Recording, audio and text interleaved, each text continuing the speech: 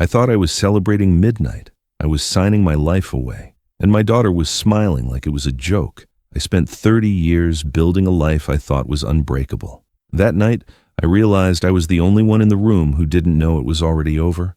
They thought age made me slow. They were wrong. "Dad, you're embarrassing yourself." Lauren's voice cut through the champagne-fueled laughter of Manhattan's elite. The New Year's Eve party at her penthouse was exactly what you'd expect from a tech millionaire who'd sold her startup for 8 figures before turning 30. I looked around at the faces surrounding me, CEOs, venture capitalists, attorneys, people who controlled billions with handshakes and phone calls. Lauren turned to the people behind her and said, "He gets confused at parties. Too much stimulation."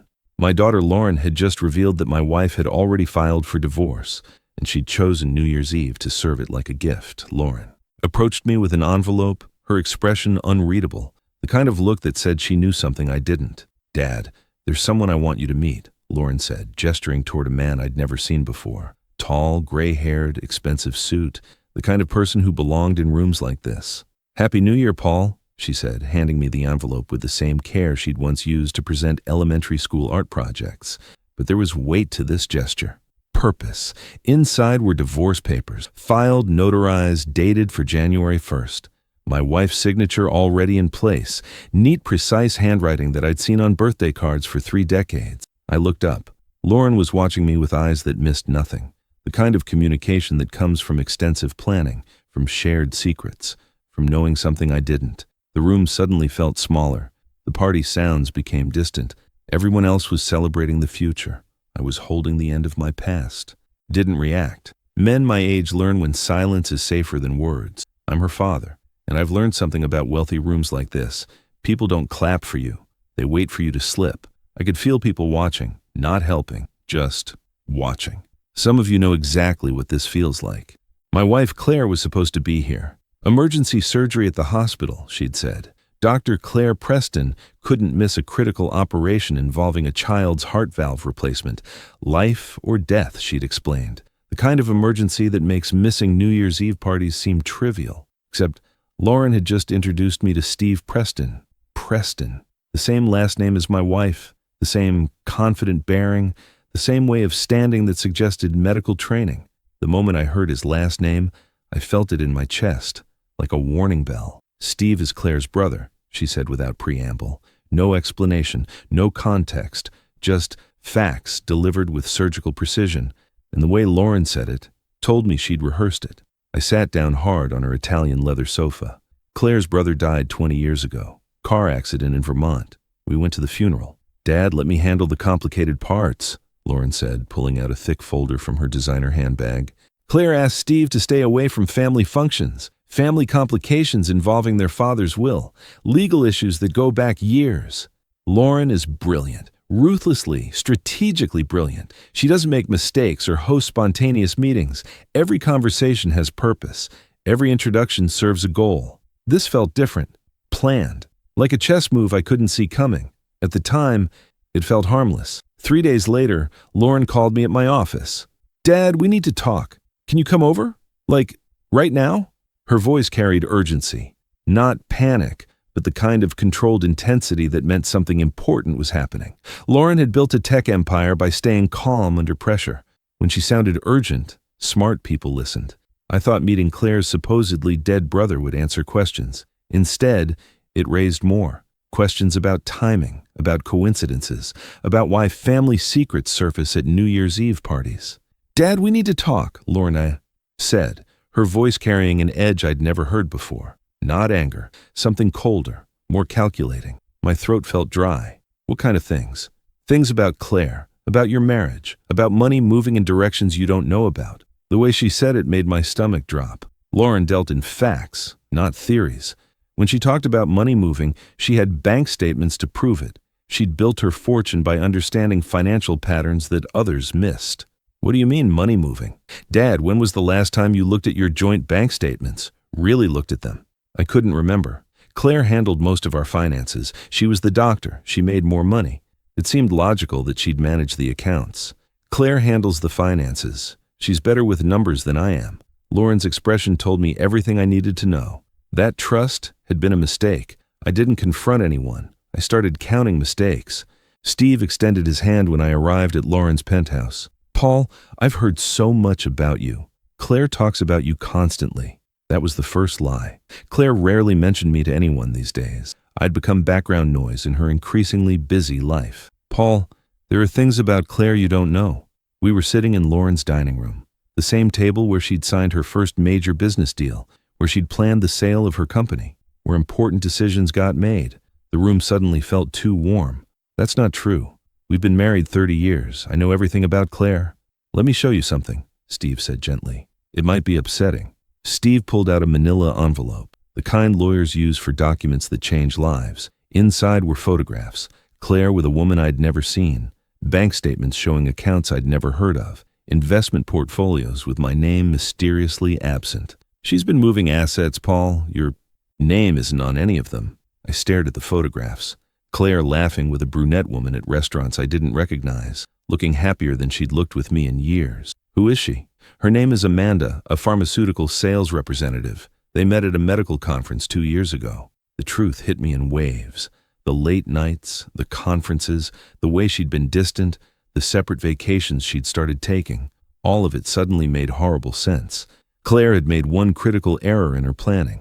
She'd underestimated our daughter. "Paul, she's not just planning to divorce you.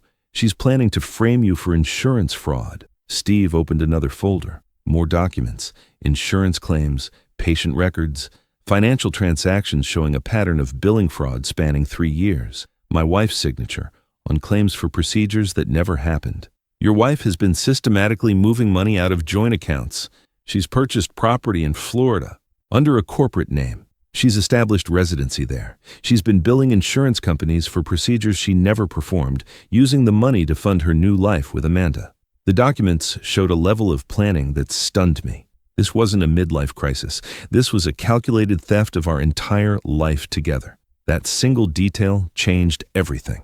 "Dad, I've been documenting everything for 6 months," she said, spreading papers across her dining table that had hosted tech moguls and venture capitalists, the table where million-dollar deals got planned. "You've been investigating Claire? Someone had to protect you. You're too trusting. You always have been." She didn't protect me. She handed me the map.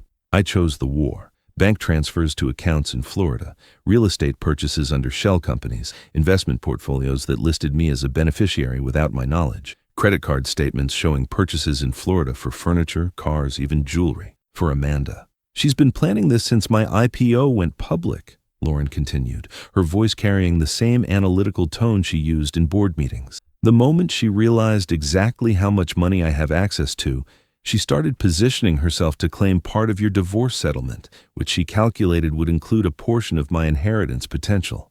The scope of the betrayal was breathtaking. Claire hadn't just planned to leave me. She'd planned to destroy me financially while building her new life with my daughter's money. Lauren brought me information. I made the decisions. That's the difference. Quiet people prepare louder than they speak. "If this goes to court," Lauren explained, "she'll claim you were the mastermind of the insurance fraud scheme.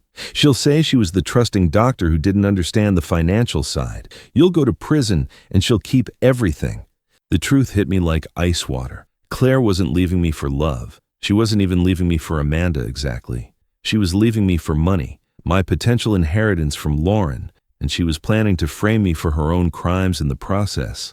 Over the next 2 weeks, I watched my wife of 30 years with new eyes, looking for the cracks in her performance. Claire started making mistakes when Lauren began asking questions. "Dad, can you and Claire come to dinner Sunday? I want to discuss some investment opportunities that might interest both of you." Claire set down her fork too carefully. "That's not exactly how it works, honey." "What do you mean?" "Your father and we handle our own finances. Separately. We always have. But we hadn't always handled finances separately. That was a recent change, one that coincided with her increased secrecy about money. Claire couldn't answer without revealing that she'd already changed everything, that my name had been removed from her will, that her life insurance beneficiary was now a trust fund controlled by Amanda. The woman I'd trusted with my life was systematically erasing me from hers. The night before New Year's Eve, I couldn't sleep. Claire slept beside me, exhausted from another emergency surgery that I now knew was a meeting with her divorce attorney and financial planning session with Amanda. But I couldn't unknow what I now knew. The woman sleeping beside me was a stranger wearing my wife's face. I thought about Lauren, my brilliant daughter who'd inherited my business sense and her deceased mother's determination, building a tech empire while I was still proud of my small client base of local businesses. I thought about Claire's careful distance over the past 2 years, the way she'd stopped touching me casually, how she'd begun treating me like a roommate instead of a husband, the subtle changes I'd attributed to work stress and the natural evolution of a long marriage. And I thought about the envelope hidden in my home office, divorce papers Steve had shown me, pre-signed by Claire, dated for New Year's Day, the papers that would destroy my life while launching hers. But now I knew something Claire didn't know I knew, and that knowledge would change everything. New Year's Day arrived gray and cold. Claire made coffee like she had every morning for 30 years, but her hands shook as she poured. She'd always been steady in surgery, but guilt made her fingers tremble. "Claire, we need to talk." I placed the folder on our kitchen table. Everything Lauren and Steve had gathered, everything Claire thought I'd never discover. Bank records, photographs, insurance documents, the entire architecture of her betrayal laid out in black and white. "Paul, I can explain. You forgot what I used to do for a living. Before retiring, I'd been a forensic accountant. I'd spent 30 years tracking financial fraud for insurance companies. I'd specialized in cases where doctors and healthcare professionals exploited the system for personal gain. I'd seen every variation of medical billing fraud, every type of shell company setup, every method of asset concealment. The irony wasn't lost on me. My own wife was using the exact same techniques I'd spent decades uncovering. I knew exactly what I was looking at. More importantly, I knew how to document it, how to trace it, and how to prove it in court. Claire slumped in her chair, the fight draining out of her. For 30 years, she'd known me as a quiet man who avoided confrontation. She'd forgotten that quiet men who track financial crimes for a living don't stay quiet when someone steals from them. The next 6 hours changed everything. Claire had been billing insurance companies for procedures she'd never performed, using patient information to create false claims. She'd been embezzling from her medical practice partners, skimming payments from surgeries, and directing them to her personal accounts. She'd been preparing to disappear before the insurance audits discovered her systematic fraud. But most importantly, she'd documented everything, every transaction, every false claim, every meeting with Amanda. Criminals are often their own worst enemies. They can't resist keeping records of their success, and Claire was no exception. Claire signed the settlement agreement we put in front of her 3 days later. No lawyers representing her, no court battle, just quiet acknowledgement that she'd been outmaneuvered by the daughter she'd underestimated and the husband she'd betrayed. The agreement was comprehensive and devastating. Claire would confess to federal authorities about her insurance fraud operation. She would reimburse her medical practice partners for embezzled funds totaling over $300,000. She would transfer her Florida assets, including the oceanfront condo and luxury car, to a restitution fund managed by the court. She would surrender her passport and agreed to never leave the state without court permission, and she would never contact me or Lauren again under penalty of immediate imprisonment. But Claire's legal troubles were only beginning. The medical board launched their own investigation into her professional conduct. Her former partners filed civil suits seeking damages for theft and breach of fiduciary duty. The hospital where she held privileges suspended her immediately and began their own review of every surgery she'd performed. The insurance companies she'd defrauded started their own recovery proceedings. Steve wasn't Claire's brother. Steve was Lauren's private investigator, a former federal investigator who specialized in financial crimes and corporate fraud. He'd been documenting Claire's activities for months.